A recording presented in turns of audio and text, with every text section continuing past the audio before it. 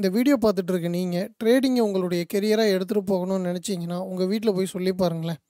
அவங்க கிட்ட இருந்து கிடைக்கக்கூடிய ரிப்ளை அப்படின்றது கம்ப்ளீட்டாக நெகட்டிவாக தான் இருக்கும். கேம்பிளிங் பண்ண போறியா, சூதாட போறியா, பணத்தை வச்சு அதாவது கொஞ்சம் பணம் இருக்கவங்கன்னா பணத்தை வச்சுட்டு என்ன பண்ணுறதுன்னு தெரியலையா, அல்லது கொஞ்சம் மிடில் கிளாஸ்னால் லோயர் மிடில் கிளாஸ்னால் லோன் வாங்கி அங்கே கொண்டே போடுறியா குப்பை சம்திங் அது நெகட்டிவாக என்ன வேணாலும் வார்த்தைகள் வரும். பட் ஆனால் அவங்க மார்க்கெட் பற்றின சரியான புரிதலோட தான் அந்த விஷயத்த சொல்கிறாங்களா, இல்லை ஜென்ரலாக சொசைட்டியில் நடந்த அந்த யாரோ ஒருத்தர் ட்ரேடிங்கில் லாஸ் பண்ணியிருப்பார் இல்லைங்களா, அந்த விஷயத்த மட்டும் வச்சு சொல்கிறாங்களா, அதுக்கான காரணங்கள் என்ன, இதை தாண்டி ட்ரேடிங் பண்ணணும்னு நினைக்கிறவர் இந்த கேம்பிளிங் அப்படின்ற விஷயத்தை தாண்டி மார்க்கெட்டை பற்றி புரிஞ்சிக்க வேண்டிய விஷயங்கள் என்ன, அதைத்தான் நம்ம இந்த வீடியோவில் பார்க்க போகிறோம்.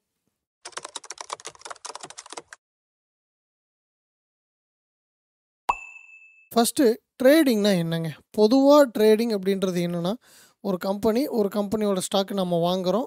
அதில் நமக்கு கிடைக்கக்கூடிய ப்ராஃபிட் அப்படின்றது லாங் டேர்ம் ஹோல்ட் பண்ணால் பெனிஃபிட் இருக்குது. ஷார்ட் டேர்ம் ஆனால் அந்த ப்ரைஸோட மூமெண்ட்ஸை வச்சு நமக்கான ப்ராஃபிட் நம்ம எடுத்துகிட்டு வந்துடலாம். பட் இப்போ ஜென்ரலாக எடுத்து பாருங்கள், ஒரு கம்பெனி அவங்களுக்கு இன்வெஸ்ட்மெண்ட் தேவைப்படுது. ஓகேங்களா, ஒரு கம்பெனி அவங்களுக்கு இன்வெஸ்ட்மெண்ட் தேவைப்படுது. அவங்க என்ன பண்ணுறாங்க, அவங்களுடைய கம்பெனி ஸ்டாக்ஸ் எல்லாம் பிரித்து ஒரு இடத்துல ஒரு எக்ஸ்சேஞ்சில் கொடுக்குறாங்க. ஓகேங்களா, அந்த எக்ஸ்சேஞ்ச் மூலிமா ட்ரேடர்ஸான நாம் அந்த நம்மளுடைய இன்வெஸ்ட்மெண்ட்ஸை அவங்களுடைய பங்குகளில் பண்ணி இந்த பணம் நேராக எங்கே போகுதுன்னா அந்த கம்பெனிக்கு போகுது. அப்போது இந்த கம்பெனி ஒரு தொழில் அவங்களுடைய பேக் எண்டில் நடந்துகிட்டு இருக்கக்கூடிய பிஸ்னஸுக்கு அந்த விஷயத்தை யூஸ் பண்ணிக்கிறாங்க. ஸோ இதுதான் ஸ்டாக் மார்க்கெட்டில் ஒரு கம்பெனி லிஸ்ட் ஆகி அது இன்வெஸ்டர் அந்த லாஸ்ட்டாக வரக்கூடிய அந்த ரீட்டைல் இன்வெஸ்டர் கையிலையும் அவங்களுடைய பணமும் அந்த கம்பெனியோட பணமும் பங்கு சந்தை மூலியமாக இப்படி தான் பரிவர்த்தனை ஆகிட்டு இருக்குது. ஓகேங்களா, ரைட். இதே மாதிரி மார்க்கெட்டில் இருக்கக்கூடிய ஒவ்வொரு செக்மெண்ட்டுக்கும் ஒவ்வொரு பர்பஸ் இருக்கும். ஓகே, அதில் நமக்கு பொதுவாக கேம்பிளிங் அப்படின்ற வியூ ஏன் வருது? பொதுவாக ஜென்ரல் பீப்புள்ஸ் இன்றைக்கி நீங்கள் உங்களுடைய கெரியராக ஸ்டார்ட் பண்ணுறப்போ அந்த விஷயத்த சொன்னீங்கன்னா ஏற்றுக்கவே மாட்டாங்க. இல்லைப்பா அதெல்லாம் போயிடும், ஆன்லைனில் பண்ணுறதெல்லாம் ஃப்ராடு. என்ன ஒரு மெயின் ரீசன் அவங்க அதை சொல்கிறதுக்கு? முதல் ரீசன் என்ன அப்படின்னா, ஒன்று அவர்கிட்ட பணம் இருக்கும். ஓகேங்களா, அவர் என்ன பண்ணியிருப்பாருன்னா, ஏதோ ஒரு நபர் ஊருக்குள்ளே அந்த பீப்புள்ஸை இன்ஃப்ளூயன்ஸ் பண்ணக்கூடிய யாரோ ஒரு நபர் இங்கே கொண்டு வந்து இன்வெஸ்ட் பண்ணலாம் மார்க்கெட் அப்படின்றது ஒன்று இருக்குது. அதில் இந்த புரோக்கர் இருக்கார், இந்த புரோக்கர் எனக்கு தெரிஞ்சவர் அப்படின்னு சொல்லிட்டு இப்போ இந்த இடத்துல இருக்கக்கூடிய புரோக்கர்னு போடுறேன். ஓகேங்களா, இந்த புரோக்கர் மூலியமாக இவருக்கு தெரியும். ஓகேங்களா, அதாவது அந்த ஏரியாவில் இருக்கக்கூடிய ஒரு சப் புரோக்கர்னு வச்சுக்கோங்களேன். அந்த சப் புரோக்கர் அந்த ஊருக்குள்ளே இருக்கக்கூடிய பீப்புள்ஸ் இன்ஃப்ளூயன்ஸ் பண்ணக்கூடிய ஒரு நபர்கிட்ட அவர் அப்ரோச் பண்ணுவார். சரிப்பா, நீ உனக்கு தெரிஞ்சவங்களை ரெக்கமெண்ட் பண்ண, இன்வெஸ்ட் பண்ணுவாங்க, அவங்க பணம் வச்சுருக்காங்களா, அவங்கள வர சொல்லு. நார்மல் நமக்கு இன்சூரன்ஸ் எப்படி ஃபஸ்ட்டு விற்க ஆரம்பித்தாங்களோ அதே மாதிரி தான். ஓகேங்களா, அப்போது இந்த மணி வச்சுருக்கக்கூடிய ஒரு நபர் அவரை இன்ஃப்ளூயன்ஸ் பண்ணக்கூடிய ஒரு நபர் இந்த நபரை நம்பி இன்வெஸ்ட் பண்ணியிருப்பார். ஓகேங்களா, இவர் கூட டைஅப்பில் இருக்கார். அப்போ இந்த சப் புரோக்கர் மேபி இவருக்கு கிடைக்கக்கூடிய கமிஷன்ஸில் கொஞ்சம் கொடுத்துருக்கலாம். ஸோ இது அந்த காலத்தில் எப்படி நடந்ததுன்னு தெரியாது. இது ஒரு பேட்டர்னாக இன்றைக்கும் இது இருக்குது. ஓகேங்களா, ஜென்ரலாக நான் சொல்கிறேன். அதாவது எண்ட் ஆஃப் அந்த ரீட்டைல் ட்ரேடர் இன்வெஸ்ட் பண்ணுறாரு இல்லைங்களா, அந்த ட்ரேடருக்கும் இந்த புரோக்கர் பேரில் தான் அக்கௌண்ட் இருக்கும், எல்லாருக்கும் பண்ணியிருக்கும். அதை ஒன்று இவர் மேனேஜ் பண்ணுவார், இல்லை இவர் மேனேஜ் பண்ணுவார். அதில் என்ன பண்ணுவாங்க அப்படின்னா, மாதம் இவ்வளோ பர்சன்டேஜ் அல்லது நீ இவ்வளோ போட்டினா இவ்வளோ நம்ம அக்ரிமெண்ட் போட்டுக்கலாம். இன்றைக்கும் அந்த மாதிரி ஸ்கேம் இருக்குது. பட் ஆனால் இந்த மெத்தடை நான் ஸ்கேமுன்னு சொல்லலை. ஒரு ட்ரேடர் டைரெக்டாக புரோக்கரில் அக்கௌண்ட் ஓப்பன் பண்ணி அவர் மார்க்கெட்டை பற்றி புரிஞ்சுக்கிட்டு ட்ரேட் பண்ணார்னா பெட்டர். பட் அது இல்லாமல் இந்த மாதிரி இடைத்தரகர்கள் மூலியமாக அந்த புரோக்கர் அப்படின்றவரே மார்க்கெட்டுக்கும் ட்ரேடருக்குமான ஒரு புரோக்கர் தான். அதாவது புரோக்கர்னால் இடைத்தரகர். ஓகேங்களா, அந்த புரோக்கருக்கும் உங்களுக்குமே இடையில 2% 3% நீங்கள் வச்சுக்கிட்டிங்கன்னா நீங்கள் கம்ப்ளீட்டாக கேம்லிங் பண்ணுறீங்கன்னு தான் அர்த்தம். என்னன்னா, நான் ஃபஸ்ட்டே சொன்னேன், ஸ்டாக் மார்க்கெட்டில் ஸ்டாக் லிஸ்ட் ஆகி அந்த பணம் எப்படி போகுது அப்படின்றது. ஓகேங்களா, சிம்பிளாக நீங்கள் புரிஞ்சுக்கிற மாதிரி. அப்போது நீங்கள் எக்ஸாம்பிள் நீங்கள் ஆப்ஷன்ஸ் ட்ரேடிங்ஸ் இதெல்லாம் விட்டுருங்க சார். ஒரு இன்வெஸ்ட்மெண்ட்டே பண்ணுறீங்க அப்படின்னா, ஒரு கம்பெனியோட ஸ்டாக் அந்த கம்பெனி என்ன பண்ணுது, இன்னும் ஒரு 10 வருஷத்துக்கு அந்த செக்டாரில் அவங்களால டாமினேட் பண்ண முடியுமா, அவங்களுடைய மேனேஜ்மெண்ட் எந்த அளவுக்கு பவராக இருக்குது. ஸோ அந்த மாதிரி ஜென்ரலாக அந்த கம்பெனியை ஃபண்டமெண்டலாகவும் டெக்னிக்கல் வைஸ் அதோட சார்ட் பார்க்கும்போது எந்த ப்ரைஸை பீப்புள்ஸ் அதிகம் லைக் பண்ணி பர்ச்சேஸ் பண்ணுறாங்க. ஏன்னா அது இப்போ செல் ஆகிட்டுருக்கா, பை ஆகிட்டுருக்கா, செல்லு ஷார்ட் டேமா, பையு ஷார்ட் டேமா, என்ன ஏது எதுவுமே தெரியாமல் பிளைண்டாக கொண்டுட்டு போய் இந்த மாதிரி நபர்களை நம்பி இன்வெஸ்ட் பண்ணினீங்க அப்படின்னா, இந்த லாஸ்ட்டாக இன்வெஸ்ட் பண்ணார் இல்லைங்களா, அப்போ இவருக்கும் புரோக்கருக்கும் சம்மந்தம் இருக்காது. ஆனால் அந்த புரோக்கரில் தான் அக்கௌண்ட் இருக்கும். இந்த அக்கௌண்ட்டு இவங்க இடையில இருக்கவங்க மேனேஜ் பண்ணிகிட்டு இருப்பாங்க. இவங்க மூலியமாக இவருக்கு சொன்ன அந்த ப்ராமிசஸ், இப்போ எக்ஸாம்பிள் ஒரு ₹1,00,000 இன்வெஸ்ட் பண்ணுறாருன்னா மாதம் 10%, ஓகேங்களா, அதில் என்னது ₹10,000 அது ஒரு மாதம் கொடுப்பாங்க, 2 மாதம் கொடுப்பாங்க, அடுத்த மாதம் லாஸ் வரும்.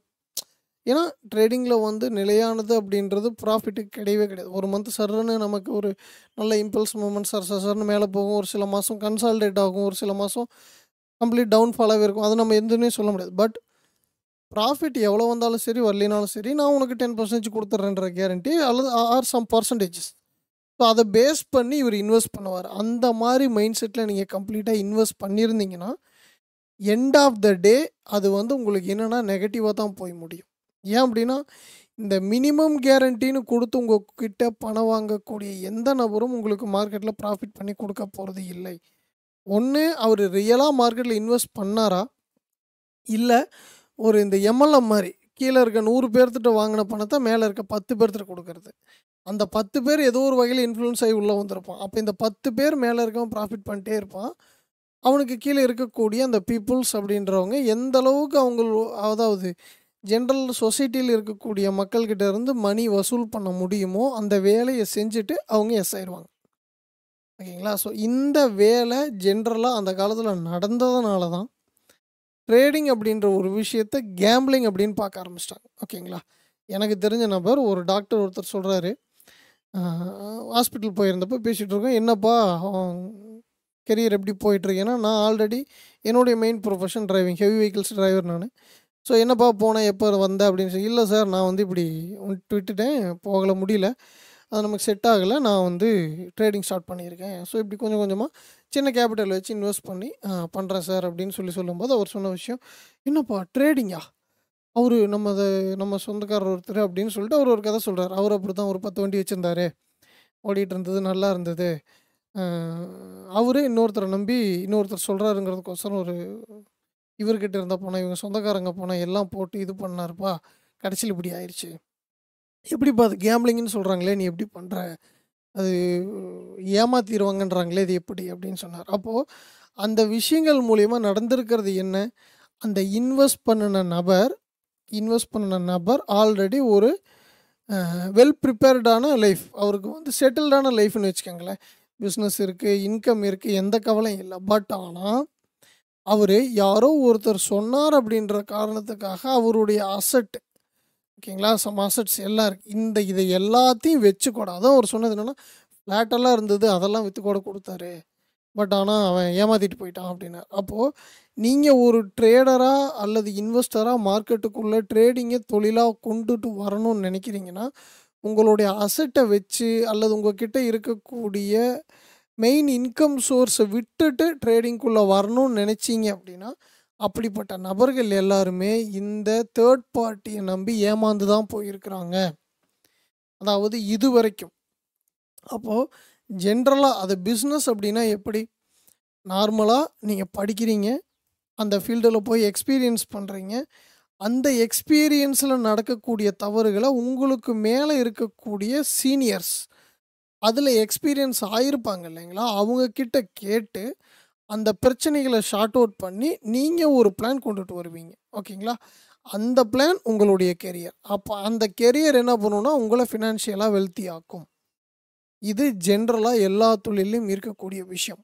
அதே மாதிரி ட்ரேடிங்க்கும் அதை பீப்புள்ஸ் கேம்பிளிங் அப்படின்னு சொல்கிறதுக்கான ரீசன் என்னன்னா, இந்த எண்ட் ஆஃப் த ரிசல்ட்டு மட்டும், இந்த எண்டு ரிசல்ட்டு மட்டும், ஒரு மனுஷன் இன்வெஸ்ட் பண்ணுறான், ரிசல்ட் வருது அப்படின்ற அந்த ஒரு விஷயத்தை மட்டும் நம்பி நிறைய மக்கள் ஏமாந்த காரணம், அதை பற்றின புரிதல் இல்லாமல் அந்த மணி அப்படின்ற ஒரு விஷயத்தை லாஸ் பண்ணதுக்கான ரீசன் தான் இன்றைக்கும் ஜென்ரலாக சொசைட்டியில் ட்ரேடிங் கேம்பிளிங் அப்படின்னு சொல்லிகிட்டு இருக்கிறதுக்கான ஒரே காரணம்.